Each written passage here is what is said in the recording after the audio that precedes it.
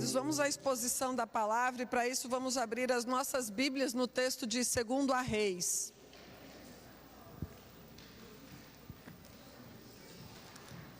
Nós vamos ler o texto de 2 Reis no capítulo 6. Nós vamos ter uma leitura um pouco mais extensa, nós leremos do versículo 8 até o versículo 23. Então acompanhe. 2 Reis 6, a partir do 8, diz assim: Ora, o rei de Arã da Síria estava em guerra contra Israel. Depois de reunir-se com seus conselheiros, decidiu: em tal lugar erguerei meu acampamento. Mas o homem de Deus mandou comunicar ao rei de Israel: muito cuidado com esse tal lugar, pois os sírios estão se deslocando para lá. Então o rei de Israel enviou suas tropas ao local que o homem de Deus lhe havia orientado e assim se protegeu. Esses avisos não ocorreram uma só vez, nem duas. O coração do rei de Arã ficou muito perturbado com isso e mandou chamar seus servos e lhes interrogou: não me podereis descobrir quem, afinal, é que está nos traindo a favor do rei de Israel? Um dos seus servos ponderou: ó rei, meu senhor, não é isso que se passa. O profeta Eliseu, que está em terras israelitas, conta ao rei de Israel tudo quanto dizes no secreto dos teus aposentos. Diante do que o rei determinou: ide e vê de onde ele se encontra, vou mandar trazê-lo. Então lhes informaram: o profeta está em Dotã. Ele mandou cavalos, carros e um grande exército para lá, os quais vieram de noite e sitiaram a cidade. No dia seguinte, Eliseu levantou-se ao romper da aurora e saiu. E eis que um batalhão cercava toda a cidade com cavalos e carros de guerra. Seu servo lhe indagou: ai, meu senhor, o que havemos de fazer? E o profeta acalmou-o, dizendo: não tenhas medo, porquanto são mais numerosos os que estão conosco do que os que estão com eles. Em seguida Eliseu orou suplicando: ó Yahvé, abre os olhos dele, a fim de que consiga ver. E o Senhor fez com que o moço pudesse enxergar a montanha coberta de cavalos e carros de fogo em torno de Eliseu. E quando os sírios desciam contra ele, Eliseu orou assim a Yahvé: rogo-te que firas estes homens de cegueira. E naquele momento o Senhor fez com que todos os soldados arameus ficassem completamente cegos, conforme o pedido de Eliseu. Então Eliseu lhes deu uma palavra de orientação: não é este o caminho, nem é esta cidade que procurais. Segui-me que vos conduzirei ao homem que buscais. Mas ele os conduziu a Samaria. Ao entrarem em Samaria, Eliseu orou: Yahvé, abre os olhos dessa gente para que vejam. E o Senhor abriu-lhes os olhos, e eles observaram que estavam dentro da cidade de Samaria. Assim que o rei de Israel os viu, consultou a Eliseu: devo matá-los, meu Aba? Devo liquidá-los, meu mestre? Ao que lhe respondeu o profeta: não. Porventura costumas tirar a vida daqueles que a tua espada e o teu arco fizeram prisioneiros? Dá-lhes pão e água para que se alimente, saciem-se e depois voltem para o seu senhor. O rei mandou que lhes fosse servido um grande banquete, e depois de terem comido e bebido até se fartarem, despediu-os e eles retornaram para o seu senhor. E por causa disso, as tropas da Síria desistiram por algum tempo de tentar invadir o território de Israel. Espírito Santo, nós te pedimos nesta noite que o Senhor nos conduza a toda a verdade. De tal maneira, Senhor, que tudo aquilo que existe nas nossas mentes e nos nossos corações, que não esteja de acordo com a Tua vontade, Teu propósito, a revelação do Teu Evangelho, que o Senhor queime todas estas coisas, Senhor. Coloca a nossa mente em chamas, Senhor, e o nosso coração também, de amor e pureza pela santidade da Tua palavra, do Teu Evangelho e da Tua presença, Pai, no nome de Jesus. Queridos, o ministério do profeta Eliseu se deu num tempo de idolatria, de instabilidade e de crises. O ministério do profeta Eliseu foi um ministério extenso. Ele exerceu seu ministério em Israel por cerca de 50 anos. E ele veio a falecer depois em torno de 85 a 90 anos. Foi um ministério bastante próspero, um ministério bastante profícuo. Era um tempo de idolatria porque Israel tinha abandonado a Deus e tinha se ido após Baal. Então Israel vivia essa instabilidade também porque se dobrava diante da idolatria. Era um tempo de instabilidade porque no período em que Eliseu profetizou, houve ascensão e queda de 6 reis de Israel. Acabe, Acasias, Jorão, Jeú, e eu não lembro mais dos outros 2, mas enfim, foram 6 reis e Eliseu permaneceu profetizando e exercendo o seu ministério. E inclusive existe um consenso de que esse texto que nós lemos tenha sido na época do rei Jeorão. A maior parte dos teólogos assim entende. Ao mesmo tempo foi um tempo de crises, porque houve muitos conflitos militares, principalmente em relação à Síria, que é o que nós acabamos de ler. Esses conflitos militares levavam também a crises econômicas e a muita escassez e a muita fome. Então foi um período bastante conturbado. No entanto, Eliseu se manteve fiel ao Senhor durante toda a sua vida e ele é conhecido e reputado pela sua fidelidade em relação a Deus. E no texto que nós lemos, os sírios estavam novamente fazendo incursões de guerra, incursões militares e atacando a Israel. Eles tinham milícias guerrilheiras e eles estavam atacando o povo de Israel. Várias vezes eles fizeram isso e várias vezes Eliseu foi usado por Deus para frustrar os planos deles. Como nós lemos ali no começo, o que acontecia? Quando eles iam atacar Israel de uma determinada maneira, Deus revelava para Eliseu como é que eles fariam e Eliseu comunicava com o rei. Então Israel em todo tempo podia se defender. Em todo tempo Israel sabia o que estava acontecendo e eles se antecipavam. A ponto do rei da Síria, ou o rei de Arã, o rei arameu, achar que tivesse um traidor ali entre eles. Porque eles falavam, não é possível, eles sabem de tudo o que está acontecendo, então tem alguém que está nos denunciando, que está delatando, levando de antemão. E daí então fizeram saber o rei da Síria e falaram, não, meu senhor, não é isso que acontece.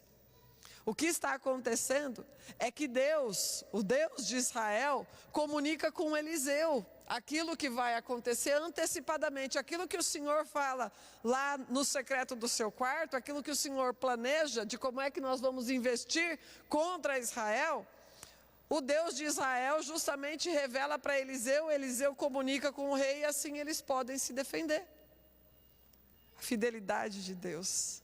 Ainda que Israel tantas vezes inconstante, a fidelidade de Deus é um firme fundamento da nossa fé, porque Deus é fiel, mesmo quando nós não somos.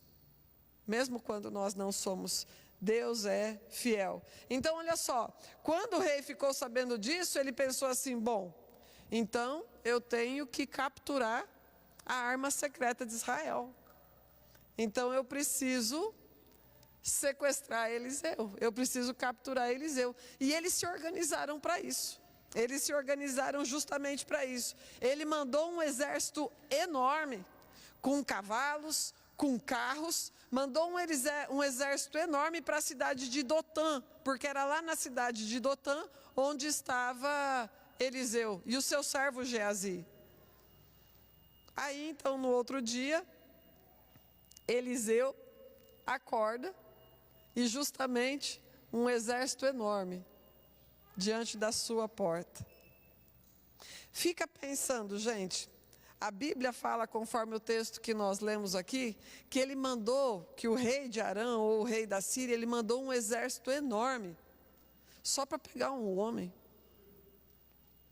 E isso faz lembrar de quando Pedro foi preso, e o rei Herodes colocou 16 homens para guardarem Pedro dentro de uma prisão. É porque para o governo deste mundo, o governo de Deus é uma ameaça. E por isso que o governo deste mundo tenta tantas vezes atacar o governo de Deus.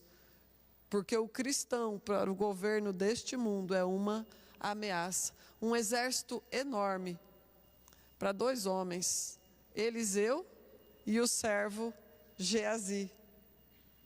E daí então, no outro dia eles se organizaram à noite, eles foram durante a noite. Durante a noite, eles tomaram todo o entorno da cidade de Dotã. E no dia seguinte, quando amanheceu, conforme eu falei hoje de manhã, Eliseu pega a sua caneca de café, abre a sua porta para ver aquela paisagem maravilhosa que ele tinha ali, aqueles montes e as colinas, fumegando o seu café quentinho na xícara. A hora que ele abre a porta, um exército inteiro ali, diante dele, tanto ele quanto Geazi. Já passou por uma situação desta maneira? Imagina isso, gente. Inesperadamente, um inimigo lhe cercar por todos os lados e você ficar preso, sem uma direção de fuga, sem um caminho feito para você sair daquela condição. E detalhe, né? O profeta dormiu e estava tudo bem. O profeta acordou no outro dia, amanheceu e o problema estava ali, na porta da sua casa, de uma maneira inesperada. Tem situações que são assim, tem questões que são assim, são questões difíceis que às vezes se impõem de uma forma que nós não estávamos nos organizando ou planejando ou preparado para isso. São questões de relacionamento, são questões de saúde, são questões de ordem financeira, às vezes na educação dos filhos, às vezes no casamento, às vezes questões emocionais que a gente considera nessa horizontalidade e a gente fica pensando a respeito daquilo e a gente não vê saída. Nós lidamos com muitos inimigos nessa existência. E quem sabe se você tem lidado nesses dias com um inimigo para o qual você não se preparou. Um inimigo fortuito, um inimigo inesperado, que você nunca ficou pensando na sua vida, vou me preparar para isso. Talvez você nunca tenha pensado que isso pudesse acontecer. Foi dormir e estava tudo bem, mas no dia seguinte, no momento seguinte, você se deparou com um problema inesperado. E ele é tão grande, possivelmente, como um exército a ser vencido. E aqui nós chegamos no ponto que eu desejo enfatizar nesta noite.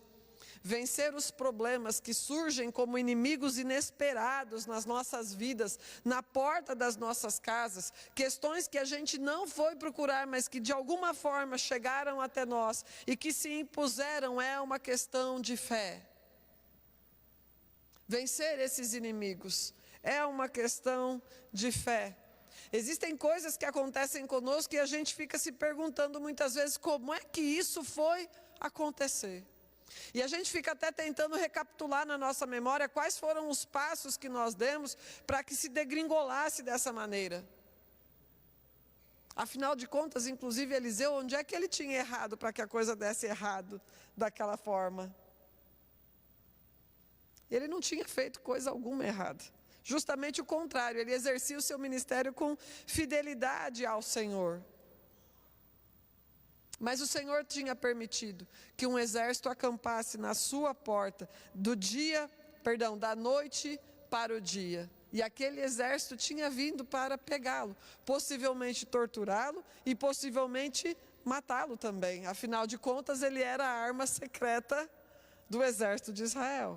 E todos esses questionamentos que tantas vezes a gente levanta, como que isso aconteceu, de que maneira que chegou nesse ponto e assim por diante, todos esses questionamentos tendem a enfraquecer a nossa fé.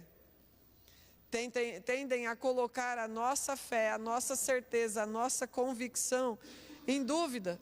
Se nós damos vazão a esses questionamentos, se nós nos entregamos a eles, eles enfraquecem a nossa fé e nós não prosperamos num ambiente de dificuldade onde nós estamos.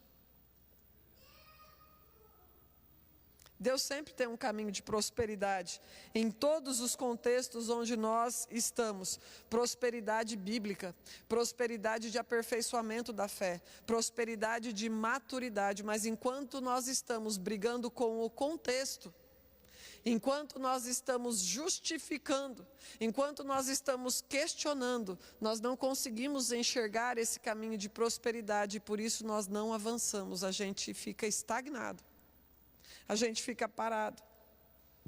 E diante de problemas, inimigos surgem, diante desses problemas, diante desses inimigos, o texto vai nos sugerir duas posições. O texto vai nos sugerir duas perspectivas e é sobre isso que nós vamos falar. Porque de um lado, nós temos a perspectiva de Geazi, o servo de Eliseu que estava ali junto. E nós temos a perspectiva do próprio Eliseu. E é sobre isso que o texto vai falar. Ao mesmo tempo, tanto Geazi quanto Eliseu viveram a mesma situação. Era o mesmo tempo, era o mesmo contexto, era o mesmo momento, era a mesma dificuldade, eram os mesmos inimigos, mas a gente percebe duas perspectivas e duas atitudes completamente distintas. Olha o versículo 15, diz assim: no dia seguinte, Eliseu levantou-se ao romper da aurora e saiu. E eis que um batalhão cercava toda a cidade com cavalos e carros de guerra. Seu servo lhe indagou: ai, meu senhor, o que nós vamos fazer? O que haveremos de fazer?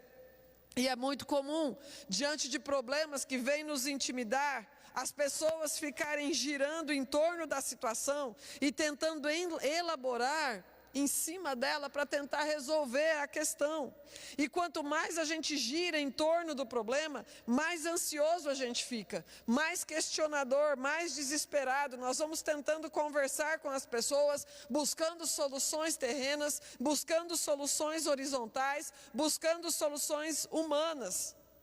E isso vai denotando a nossa indignação, a nossa falta de conformação ou de discernimento em relação àquilo que está acontecendo, porque afinal de contas, não foi daquele jeito que a gente planejou o nosso dia. Geazi e Eliseu nunca imaginaram e nunca planejaram que eles teriam um problema daquele tamanho logo cedinho, com a xícara de café na mão, assim que eles acordassem. E às vezes é desse jeito, nós ficamos nos perguntando, mas o que houve? O que aconteceu? Onde que eu errei? Onde que eu falhei? E nós ficamos elaborando sobre nós mesmos, nós ficamos elaborando sobre a nossa própria dor. Como se em nós mesmos nós pudéssemos encontrar uma solução, como se nós tivéssemos recurso para lidar com aquele inimigo. E nós ficamos frustrados porque a gente fica considerando sobre a impotência. Já viu como é ser terrível? Estar impotente diante de um inimigo tão grande, você reconhece que você não tem recursos, mas fica girando em torno dele, tentando encontrar uma solução para aquela situação, e a gente fica: onde foi que eu perdi a mão? Onde foi que eu falhei? Onde que eu considerei ou eu não deixei de considerar? E enfim, o que é que nós vamos fazer? Giramos em torno do problema.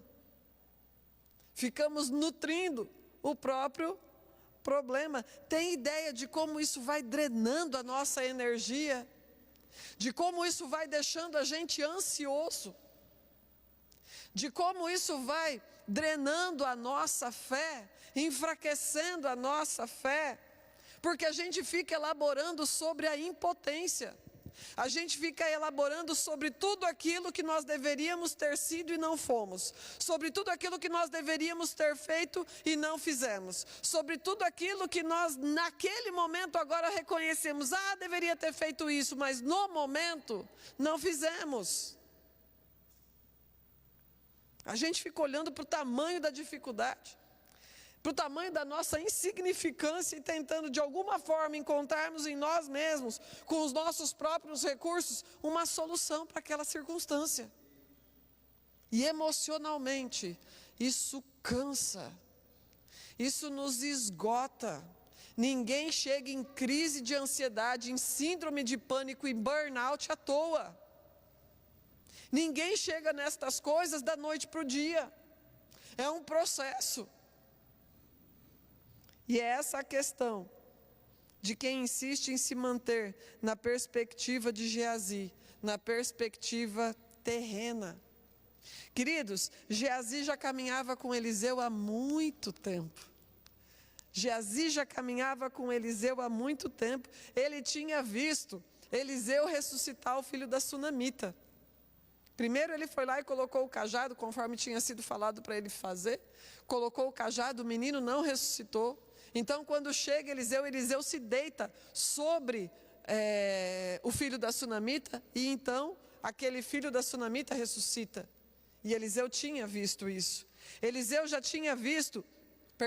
Geazi já tinha visto Eliseu extrair o veneno da sopa tóxica, da sopa envenenada, que ia ser servida lá na escola dos profetas.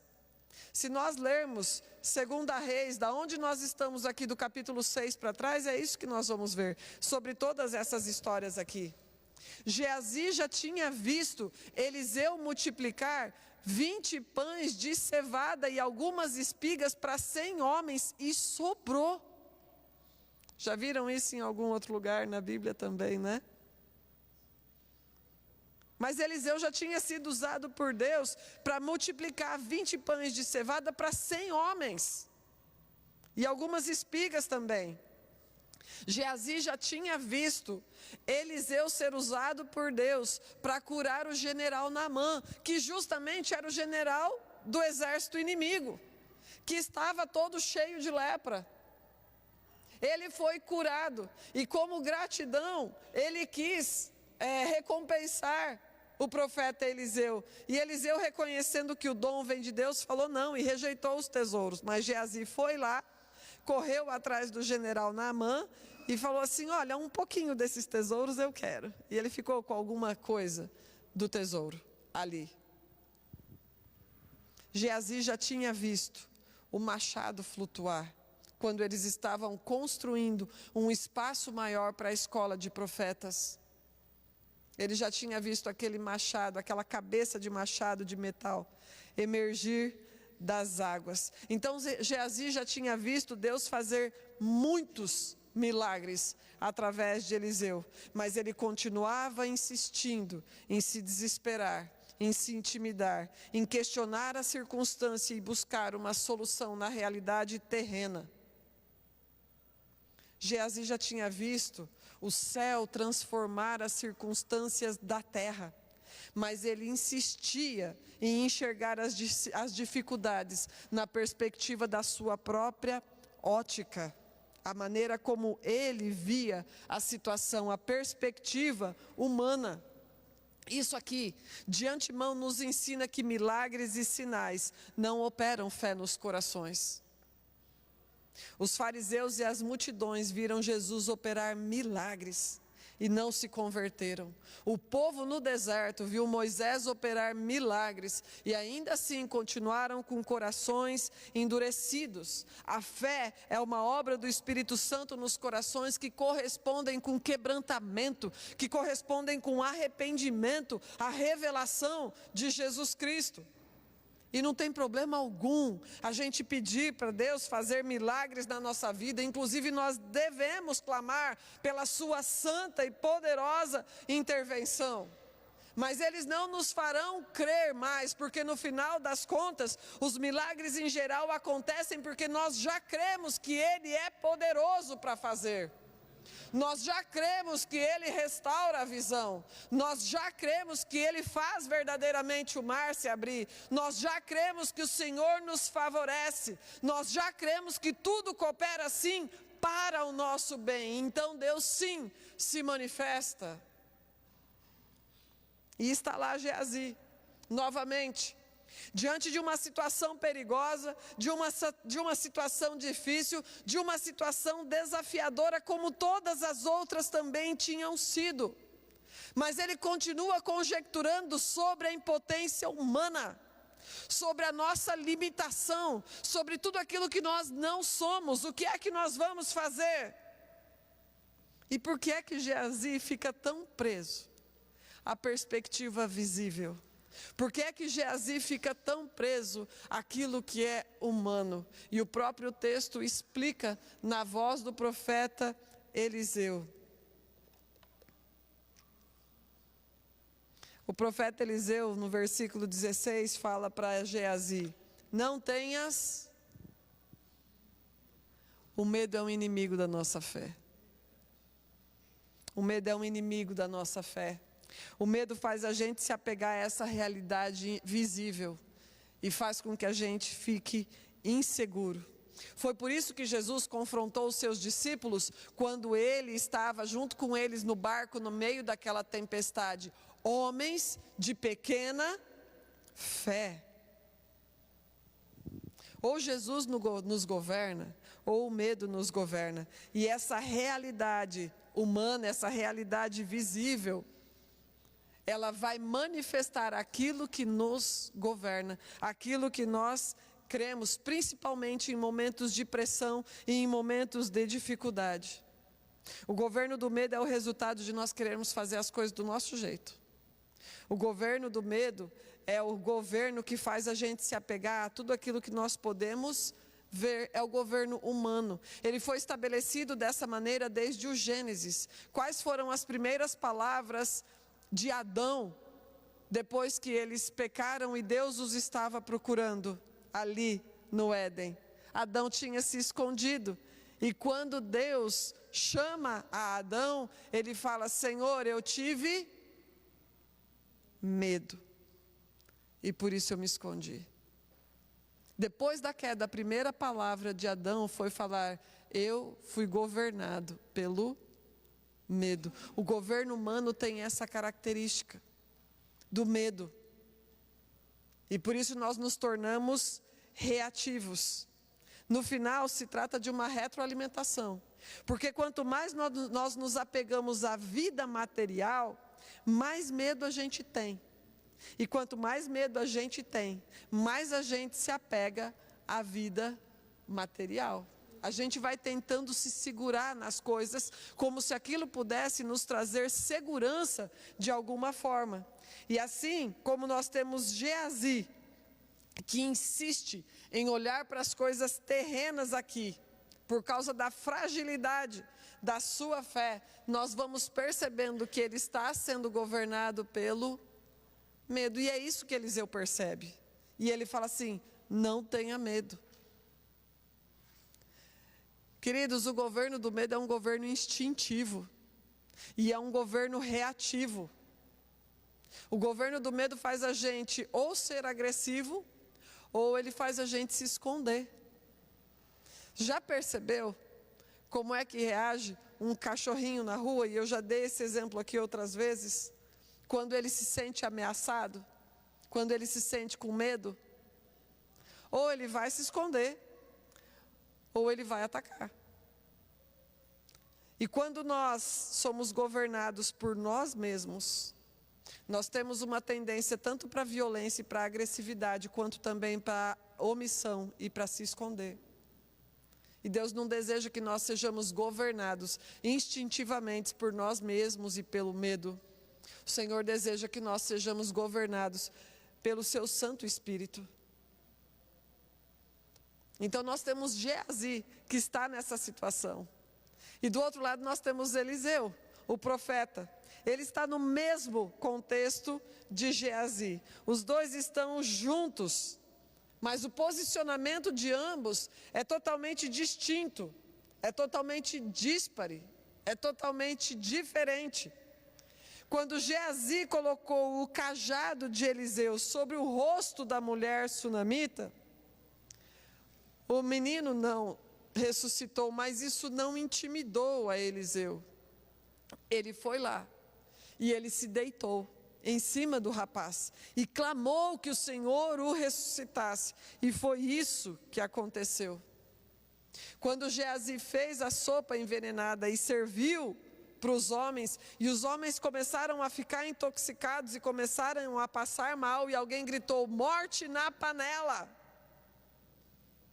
A Bíblia fala que Eliseu colocou farinha ali naquele caldo, e então a sopa já não era mais mortífera, já não era mais tóxica. Eu vou abrir um parêntese só para dar uma cutucadinha.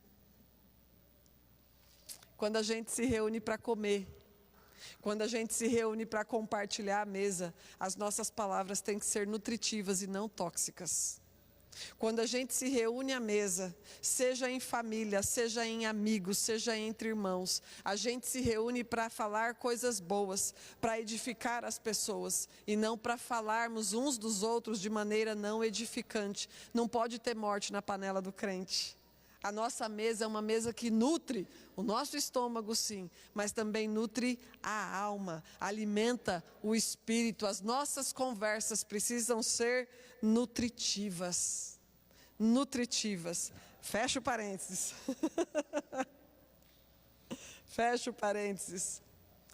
Quando um homem trouxe até o profeta Eliseu aqueles 20 pães de cevada e algumas espigas, o servo chegou e falou assim: mas isso aqui não é nem suficiente. Ele questionou: isso aqui é muito pouco, porque afinal de contas eram 100 homens para serem alimentados, e homens que estavam trabalhando, então estavam com fome também.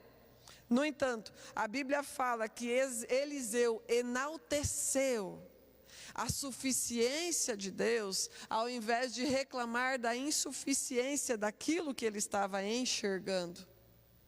E por isso aconteceu uma maravilhosa multiplicação, a ponto de sobrarem os pães. Quando Deus usou o profeta Eliseu para curar a Naamã, que era general do exército sírio, inimigos de Israel, justamente aqueles que estavam na porta do profeta ali naquele momento. O profeta Eliseu reconheceu que o dom é de Deus, e que aquilo que nós recebemos de graça, nós oferecemos de graça também. E por isso ele falou para o general Naamã que ele não queria coisa alguma daqueles tesouros lá, porque o dom é gratuito, o dom é de Deus. No entanto, Geazi cobiçou, foi atrás do general Naamã, e quando ele chegou lá, ele reivindicou uma parte daqueles tesouros. Por causa disso, ele foi amaldiçoado, e a lepra que estava em Naamã caiu em Geazi. Quando o machado caiu no rio, aos olhos de todas as pessoas ali, e o machado era emprestado. Gente, parece que quando é coisa emprestada é mais complicado ainda. A gente perder alguma coisa que é nossa é uma coisa, mas perder algo que, se além de tudo tinha emprestado, fica chato, né? A gente fica se perguntando com qual cara que a gente vai chegar diante da pessoa. A Bíblia fala que Eliseu fez aquele machado flutuar, e ele emergiu das águas à vista de todo mundo ali. Então, em todo o decorrer, a gente vai vendo a postura de Geazi e a postura de Eliseu, porque uma vida de fé não é da noite para o dia. O Espírito Santo nos revela, nos traz essa revelação ao nosso coração. Mas fé é uma coisa que alimenta, a gente precisa alimentar, a gente precisa nutrir, e a gente escolhe se a gente vai alimentar a fé ou se a gente vai alimentar a dúvida.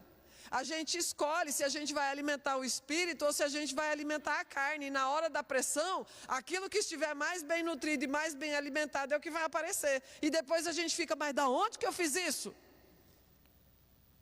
A gente alimentou. A gente nutriu. Seja para coisa boa ou seja para coisa ruim, a gente alimentou aquilo. A gente nutriu de alguma forma. E quando a gente lê daí o versículo 16, a fala de Eliseu agora, a primeira coisa que ele fala: não tenhas medo, porquanto são mais numerosos os que estão conosco do que aqueles que estão com eles. A primeira coisa que o profeta faz é acalmar o rapaz, acalmar a Geazi. Porque, gente, quem tem medo se apavora e apavora quem está junto. Você já passou por isso? Eu tanto já fiquei apavorada, como eu também já apavorei quem estava comigo. É horrível. Quem está com medo, além de sentir medo, vai ter palavras que vai deixar quem está junto apavorado. Quem está junto vai se intimidar também. Medo é uma coisa que contagia. Lembra do texto de Gideão, um dos profetas de Israel? Eles tinham um exército que a Bíblia descreve tão grande de midianitas e de amalequitas, que eram como se fossem gafanhotos, como se fosse areia da praia. É assim que o texto de Juízes descreve.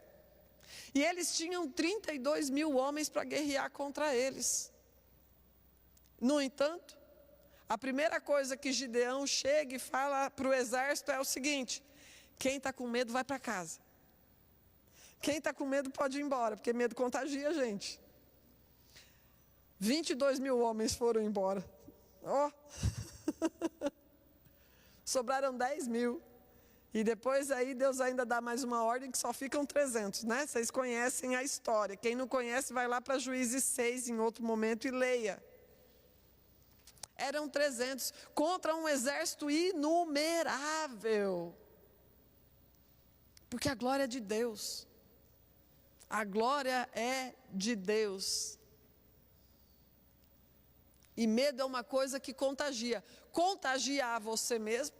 Porque a Bíblia fala que o que sai da nossa boca é o que contamina. Então, quanto mais palavras de ansiedade, de medo, de não crer, de insegurança você solta da sua boca, é isso que vai encher o seu coração. Quanto mais a gente ficar girando em torno da nossa impotência, mais a nossa fé vai sendo minada.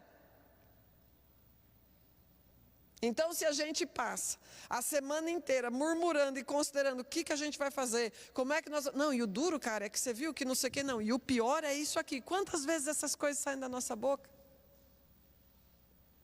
Quantas vezes a gente solta palavras que vão colocando a nossa fé lá embaixo? A gente vai só olhando para o obstáculo. A gente só vai vendo para a parte difícil, a gente só olha a parte ruim. E daí a gente nunca sai do lugar onde a gente está. Porque a gente só fica prestando atenção naquilo que é humano, naquilo que é visível, naquilo que é material, naquilo que é terreno, naquilo que é horizontal. E as nossas palavras vão ficando assim, horizontais, terrenas, humanas. Medo é uma coisa que contagia. No entanto, por outro lado, a gente tem Eliseu. Quem tem fé anima quem está junto. Quem tem fé acalma quem está junto. Tem palavras de ânimo, tem palavra de encorajamento, tem palavra de disposição, tem palavra de superação, tem um vamos lá.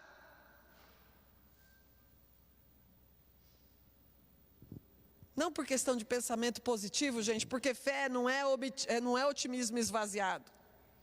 Fé não é pensamento positivo, é certeza, é convicção, é enxergar de acordo com a perspectiva celestial, com olhos de fé.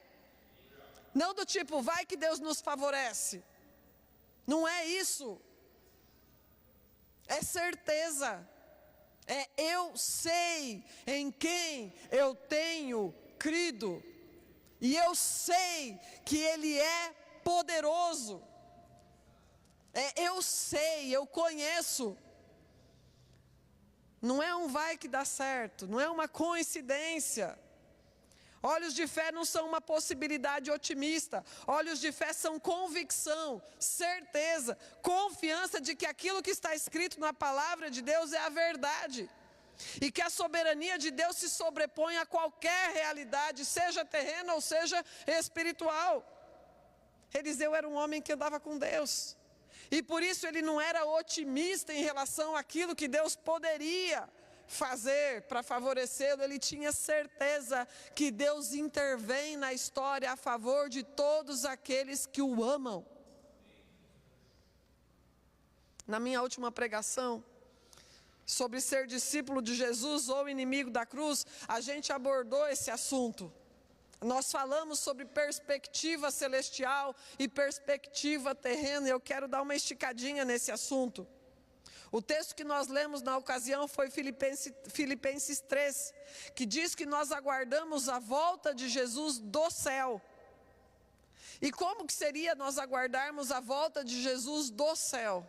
É porque o texto de Efésios fala que em Cristo nós já estamos assentados nas regiões celestiais. Em Cristo nós já estamos entronizados. E por isso nós somos convidados e nós temos acesso a observar a realidade deste mundo da perspectiva celestial. Lá do céu. Isso fala da nossa união com Cristo. Isso fala da nossa realidade espiritual. Antes de Jesus se revelar aos nossos corações, nós não tínhamos escolha alguma a não ser essa horizontalidade. Mas a partir do momento que Jesus se revela aos nossos corações, então nós podemos sim observar as coisas sob uma outra ótica, sob um outro prisma. Nós não precisamos nos apavorar diante das dificuldades da vida. Nós não precisamos ficar limitados àquilo que nós enxergamos. Em Cristo nós não estamos mais presos à realidade que é visível. Nós temos acesso à perspectiva celestial. Nós enxergamos a situação a partir do céu, onde nós, pela fé, já estamos. O livro de Apocalipse é uma carta de esperança e uma carta de encorajamento maravilhosa, que Deus entregou para João, naquela bendita ilha de Pátimo, para que ele enviasse para as igrejas da Ásia Menor, as 7 igrejas que são descritas ali nos primeiros capítulos de Apocalipse.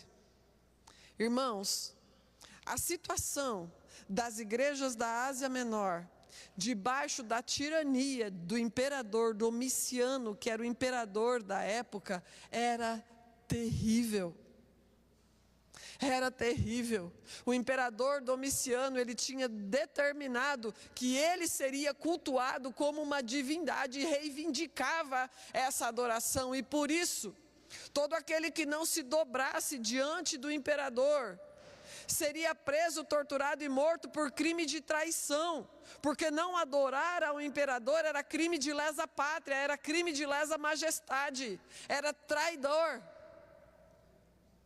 E ele era feroz. Ele era feroz. Como consolar pessoas que estão perdendo tudo e a própria vida e as suas famílias por causa de amor a Deus, mas sob tamanha perseguição? Deus oferece para João a perspectiva do céu. E João, na sua carta, fala o que está acontecendo no céu. Quando a gente lê o capítulo 4 de Apocalipse, nós temos a visão do trono de Deus. Logo nos primeiros versículos, versículo 2 ou 3 do capítulo 4 de Apocalipse, alguém chega para João e fala assim: João, agora sobe aqui. Porque até então ele tinha descrito tudo aquilo que estava acontecendo nas igrejas. Algumas igrejas tinham sido admoestadas pelo Senhor, inclusive. Mas aí ele fala assim: João, agora vem aqui. E ele é convidado para ter uma visão daquilo que está acontecendo no alto, nas regiões excelentes, lá no céu. E a primeira coisa que ele vê é o trono de Deus. E depois no capítulo 5, o que nós vamos enxergar é a visão do Cordeiro, que se achega até o trono, e ele é o único digno de pegar aquele bendito livro com aqueles 7 selos e abrir aquele livro. E quando isso acontece, um coral cósmico começa a adorar ao Senhor, porque são pessoas de todos os povos, tribos, línguas e nações glorificando ao Cordeiro, aquele que venceu, e todos os seres celestiais, todos os seres viventes também. E com isso nós aprendemos o quê? João, aí na terra eu sei que existe perseguição, mas você viu o trono de Deus? Ele continua governando sobre todas as coisas. Nada saiu do seu controle, nada saiu da soberania. Inclusive todo esse sofrimento, toda essa dor, toda essa perseguição toda essa fome, toda essa escassez, tudo isso que está acontecendo, nada disso saiu do seu controle. Ele continua sendo digno de ser glorificado, adorado, ele continua regendo o universo, a sua palavra continua sustentando todo o cosmos. Não tem nada que ele não esteja controlando, João. Isso é descanso para nós, assim como foi para todos os nossos irmãos da Ásia Menor no final do primeiro século. Cerca de 90 depois de Cristo. Isso é descanso para nós. João oferece para os irmãos a perspectiva do céu. Na realidade terrena, a igreja estava sendo perseguida, mas a partir do seu trono, Deus estava declarando: eu sou soberano. Nada saiu da minha soberania ou do meu controle. Eu continuo governando todas as coisas e eu continuo reinando. Ainda que vocês passem por sofrimento, ainda que passem por dificuldades nesta realidade que é horizontal, lembrem-se que ela é passageira, mas a sua cidadania é eterna e é celestial. Eu nunca desamparei ninguém. Foi por isso que eu enviei o Cordeiro para que esteja com cada um de nós todos os nossos dias. É uma carta de encorajamento para todos nós. Deus governa, nada saiu do seu controle, inclusive tudo aquilo que muitas vezes é desagradável, tudo aquilo que muitas vezes nos causa dor e é desconfortável para nós, de alguma forma também coopera para o nosso bem.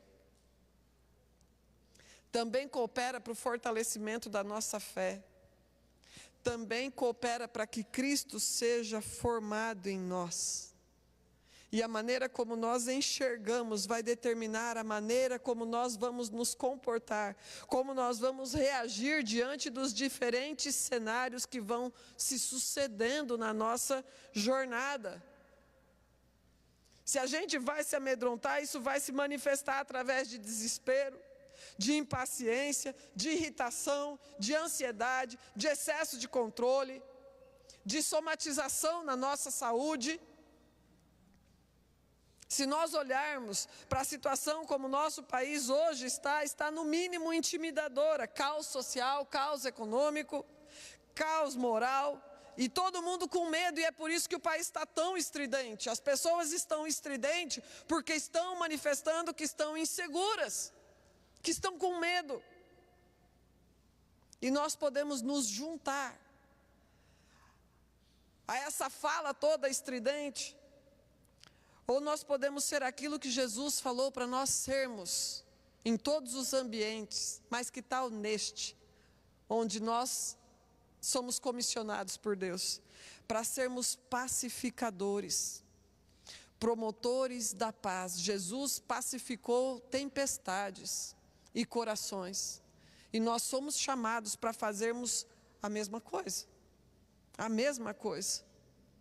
ou a gente fica ansioso e estridente como está todo mundo que ainda não recebeu a revelação de Jesus Cristo nos seus corações. Nós precisamos entender e discernir o tempo que nós estamos vivendo, justamente porque quanto mais densas as trevas, mais brilha a luz, e é para esse contexto que nós fomos chamados, para evangelizar, para falar do amor de Deus, para levar boas novas, para acalmarmos as pessoas, não para a gente se desesperar com elas. Onde nós estamos assentados faz toda a diferença.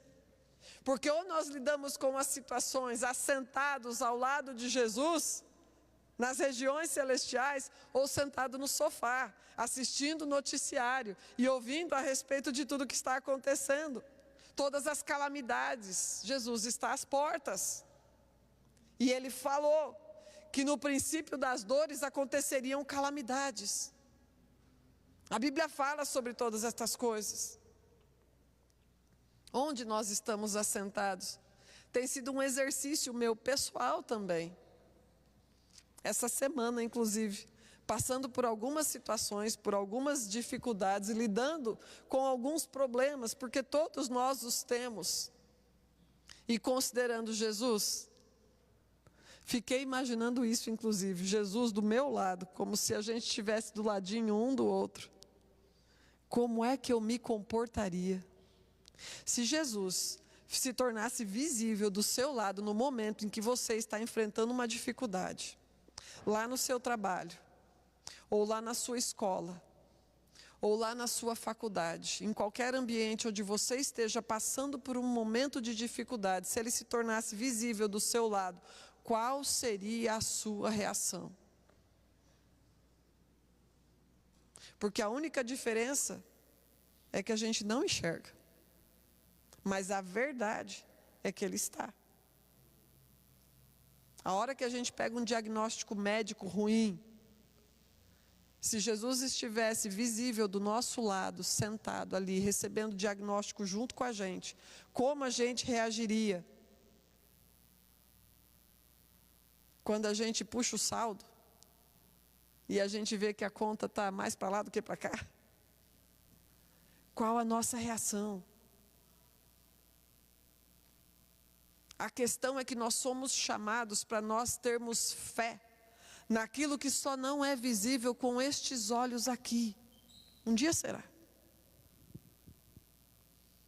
Mas enxergarmos numa realidade que é muito mais verdadeira do que essa que a gente percebe com os nossos sentidos, porque ela é testificada pelo Espírito Santo dentro dos nossos corações, mas a gente insiste em ficar alimentando a visibilidade. Aí a gente tem dificuldade de exercitar a fé. Imagina que você sofreu um trauma, eu comentei isso de manhã. Imagina que você tenha sofrido um trauma na sua coluna, um machucado, uma ferida aqui, e que você sente muita dor aqui nesse lugar. E aí você percebeu que se você pender a sua coluna um pouquinho para o lado, parece que a dor passa. E aí você começa a se comportar assim, comportamento deformado. Porque parece que alivia, não foi chamado, não foi criado e não nasceu para andar desse jeito. Mas por causa de uma dor aqui, anda desse jeito porque parece que melhora. E vai se acostumando com um comportamento que é deformado. A permanência nesse tipo de comportamento implica na manutenção da sua dor e do seu trauma, porque você não foi chamado para andar torto. E como eu disse de manhã, pau que nasce torto só morre torto se Jesus não entrar na história.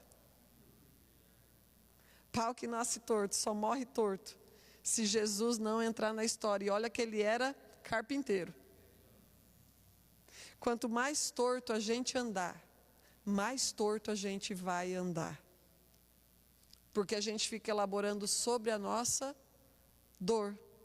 E aí, de repente, você desenvolveu um tipo de comportamento que é resultado de bullying que passou na vida, que é resultado de traumas da sua história, que é resultado de uma história de dores e de sofrimentos, porque eu sei que todos nós aqui, sem exceção, temos e não importa a idade. Todos nós. Aí, tornou-se uma pessoa sisuda ou ensimesmada. Tornou-se uma pessoa egoísta, tornou-se uma pessoa reativa, tornou-se uma pessoa agressiva, tornou-se uma pessoa não comunicativa e entre outras coisas, por causa da sua história. Tornou-se tantas coisas. Agora que você recebeu a revelação de Jesus Cristo, você não precisa mais continuar com esse comportamento que vai retroalimentar a sua dor. Você não precisa mais ficar girando em torno disso. Se você é acostumado, se você desenvolve um complexo de inferioridade, e por causa desse complexo de inferioridade, você desenvolve um determinado tipo de comportamento para chamar a atenção, para receber validação ou alguma coisa assim, uma vez que você recebe a revelação de Jesus Cristo, você pode deixar esse tipo de comportamento para trás.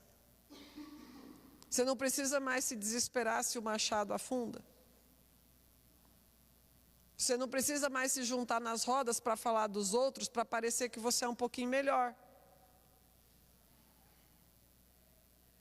Não precisa mais se desesperar quando tem pouca coisa dentro da panela, quando tem pouca comida dentro da despensa. Deus é suficiente.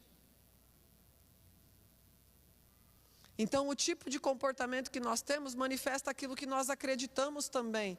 E apesar de nós já termos visto Deus fazer tantas coisas, a gente insiste muitas vezes em se comportar como Geazi. Tendo visto Deus fazer tantas coisas na nossa história de vida, a gente se acostumou com um tipo de comportamento e a gente fica nutrindo o trauma porque a gente continua com aquele tipo de performance. Mas nós somos convidados para uma nova existência, para uma nova vida. Nós não precisamos mais ficar contemplando a situação aqui dessa horizontalidade. E a gente não precisa mais ficar se comportando de acordo com os traumas ou as dificuldades da nossa história. Nós somos livres. Olha para Geazi. Insistindo cada vez mais nesse comportamento horizontal e terreno. E aí ele recebe, no nosso caso, recebemos a revelação de Jesus Cristo. Então não é porque eu me tornei uma pessoa rude, por causa da minha história de vida, que eu preciso continuar rude. Não é porque eu vi o meu pai maltratar a minha mãe, que agora eu vou maltratar o meu cônjuge também, porque para mim essa é a visão de um casamento. Não é porque o meu pai não conversava comigo, não era um homem muito comunicativo, que agora na minha maternidade eu não vou conversar com as minhas filhas. Eu não estou mais presa ou limitada a esse tipo de visão, perspectiva e comportamento, porque afinal de contas, nós já estamos assentados com Cristo nas regiões celestiais e ali a perspectiva é diferente, é a soberania de Deus e não o meu medo que está governando.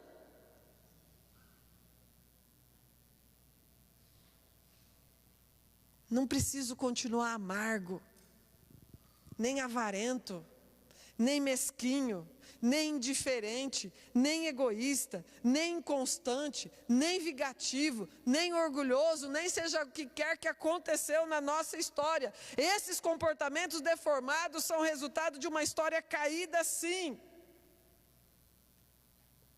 De quem foi governado pelo medo e se tornou inseguro. Mas em Cristo nós podemos olhar para nós mesmos e para o nosso contexto sob uma outra ótica, sob uma outra perspectiva. Eliseu pediu a Deus que abrisse os olhos de Geazi a fim de que ele pudesse enxergar a realidade espiritual. E ele viu aquela montanha todinha coberta de carros e cavalos de fogo em torno de Eliseu. Impressionante. Muito mais numeroso do que o exército inimigo. Mas a gente só vê o mundo espiritual e interage com ele pela fé.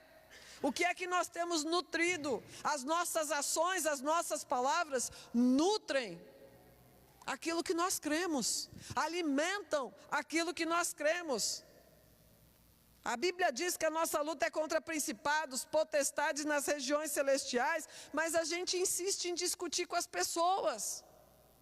A gente insiste em arrumar briga com as pessoas. A gente insiste na miséria. Não dá para a gente continuar limitado. O mundo fala que você tem que ver para crer. Mas Deus está falando creia. Para que você veja. A palavra de Deus diz que nós cremos para que nós venhamos a enxergar a realidade espiritual.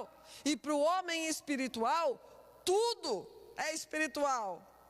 Tudo é espiritual. A gente não faz distinção entre o que é sagrado e aquilo que é secular, entre aquilo que é visível e aquilo que é invisível, entre aquilo que é material e aquilo que é imaterial.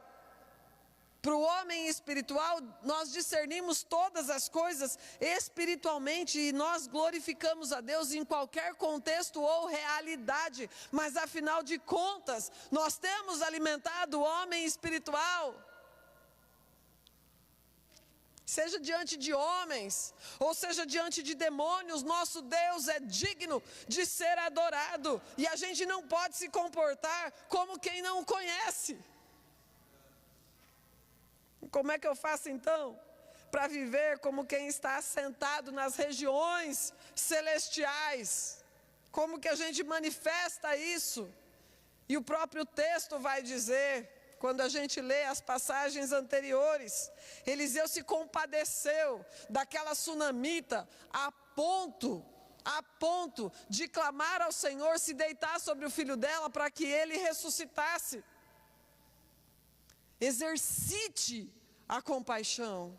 A compaixão não pode ser só uma palavra bonita na nossa boca. Quando a gente se sentar à mesa, quando nós nos reunirmos, seja com os nossos filhos e cônjuge, ou seja com os irmãos, que da nossa boca saiam palavras nutritivas. Quantas vezes a gente se senta com os nossos filhos e cônjuge para criticar, para apontar o que está errado, para falar sobre aquilo que não deveria ter feito? Quantas vezes eu pedi perdão para as minhas filhas por causa disso, porque eu sou uma pessoa pesada.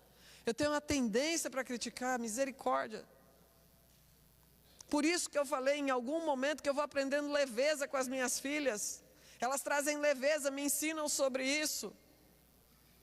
Mas quantas vezes você se sentou com os seus filhos para falar das suas virtudes? Para elogiar seu cônjuge? Para encorajar, para falar, você é bom nisso. Você vai muito bem nisso daqui. A gente tem uma tendência muito maior para aquilo que é pesado. E o que acaba acontecendo na mesa? Clima chato.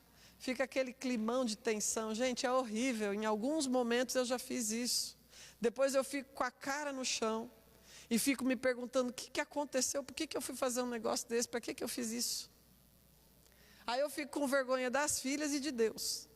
Aí eu tenho que pedir perdão para as filhas e pedir perdão para Deus.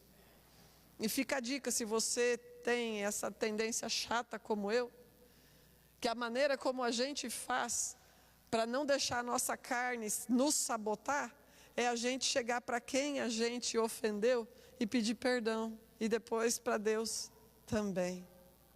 Senão a gente vai se tornando pessoas impossíveis de conviver. Agradece a Deus por aquilo que você tem. Não fica olhando para o que o outro não tem, porque o outro tem e você não. Seja grato a Deus. Ainda que pareça pouco, Ele pode multiplicar exponencialmente tudo aquilo que está nas nossas mãos quando a gente agradece. Creiamos que Deus é suficiente para nos sustentar e não precisa ficar indo atrás de correr. Não precisa correr atrás do dinheiro do inimigo. Lembra de Geazi? Correndo atrás do dinheiro do inimigo, e depois ele mesmo foi amaldiçoado por causa daquele dinheiro que ele correu atrás. A gente crê que Deus é suficiente para nos sustentar. Então, quando a gente vai lendo o comportamento de Geazi e o comportamento de Eliseu, a gente vai percebendo óticas diferentes, perspectivas diferentes, porque desde já nós cremos que habitamos o céu. E não sou eu que estou falando isso, é o que está escrito na Bíblia. No final das contas, quando nós temos olhos de fé, quando nós temos a perspectiva celestial, nós podemos trazer a realidade que foi estabelecida no céu para a terra. Porque é isso que está escrito em Mateus 18:18, que tudo aquilo que nós ligarmos na terra já foi ligado, já foi estabelecido lá no céu. Também isso é o que diz a oração do Pai Nosso. Seja feita aqui nesta terra aquilo que é a vontade de Deus que já foi feita lá no céu. Quando os inimigos sírios partiram para cima de Eliseu e Geazi, a pedido de Eliseu, a realidade espiritual se concretizou. Eles ficaram todos cegos. Todos aqueles soldados, porque essa é a realidade. Os inimigos do povo de Deus somente são inimigos do povo de Deus porque eles são cegos para a realidade espiritual. Todos aqueles soldados ficaram cegos. E Eliseu falou, eu vou levar vocês para o homem que vocês estão procurando. Eles não sabiam quem era, né? E quando eles se viram, eram eles que estavam rodeados de inimigos, porque Eliseu os conduziu para Samaria, que era a capital do reino do norte, Israel. E quando eles chegaram lá, foi o exército cego dos sírios, que estavam então rodeados de todo o exército de Israel. Eliseu conduziu seus inimigos à Síria, e eles foram prisioneiros do rei de Israel. Eliseu pediu a Deus então que eles voltassem a enxergar, e pensa qual foi a surpresa dele quando eles é que se viram presos. O rei perguntou para Eliseu se ele queria que matasse aqueles homens, e ele falou não, justamente faça o contrário, dê a eles de comer e mande-os de volta. Pela fé, assentados nas regiões celestiais, com a perspectiva do céu, nós podemos amar os nossos inimigos. Nós podemos agir de acordo com a nobreza que é digna de Deus. Nós podemos amar aqueles que estavam dispostos a nos matar. Nós podemos amar aqueles que estavam dispostos a nos fazer mal. Já pensou que enquanto a gente insiste na cegueira espiritual, a gente é prisioneiro dos nossos inimigos e a gente entra em desespero? Mas quando a gente assume a ótica teológica, a ótica de Cristo, a ótica espiritual, no final das contas a gente pastoreia os inimigos? Quantas brigas a gente poderia ter evitado se tão somente a gente tivesse pedido perdão pelos nossos erros, ao invés de tentar ficar se justificando? A gente insiste em fazer inimigos na terra, ao invés de nós lutarmos contra Satanás. Ele sim, adversário das nossas almas. Por fim, para concluirmos, contemplar as circunstâncias da perspectiva celestial e corresponder a essa realidade espiritual que, pela graça de Deus, nós temos acesso mediante a fé, nos dá discernimento espiritual. Porque Eliseu viu aquela montanha repleta de um exército celestial, muito mais numeroso do que os inimigos naturais que ele estava enxergando. E é por isso que João, na sua primeira carta, no capítulo 4, do versículo 4 ao 6, diz assim: filhinhos, vós sois de Deus, e tendes vencido os falsos profetas, porque maior é aquele que está em vós do que o que está no mundo. Eles são mundanos, e por isso falam como quem pertence ao mundo, e o mundo os compreende. Nós somos de Deus. Quem conhece a Deus nos ouve. Quem não é de Deus não nos entende. E é assim que nós reconhecemos o espírito da verdade e o espírito do erro. Discernimento espiritual. No Antigo Testamento, quando o Espírito de Deus ainda não habitava os filhos de Deus, muitos momentos Deus fez sinais e prodígios e maravilhas para manifestar a sua presença. No entanto, nós aqui, pertencemos e recebemos uma aliança que é superior à aliança do Antigo Testamento. Se Deus quiser, Ele pode sim abrir os nossos olhos para que a gente contemple a realidade espiritual, mas, ao invés de Deus nos mostrar os exércitos celestiais que Ele destacou para nos proteger, Ele colocou dentro de cada um de nós, conforme o texto que nós lemos, alguém que é muito, muito, muito, muito maior do que qualquer exército. Dentro de cada um de nós habita o Espírito Santo. E Ele é maior do que miríades de anjos. Ele é maior do que exércitos de demônios. Ele é muito maior do que qualquer destacamento que o Senhor pudesse separar para guardar as nossas vidas. Eliseu falou assim: os que estão conosco são muito mais numerosos do que aqueles que estão com eles. No entanto, João falou: maior é o que está em nós. Maior é o que está em nós. Maior é o que está em nós, porque nós pertencemos à aliança perfeita que foi outorgada pelo sangue de Jesus. Então, quem é que pode com você? Se o Espírito de Deus habita você, existe alguma coisa impossível para o teu Deus? Existe algum inimigo forte demais para o teu Senhor? Com certeza não.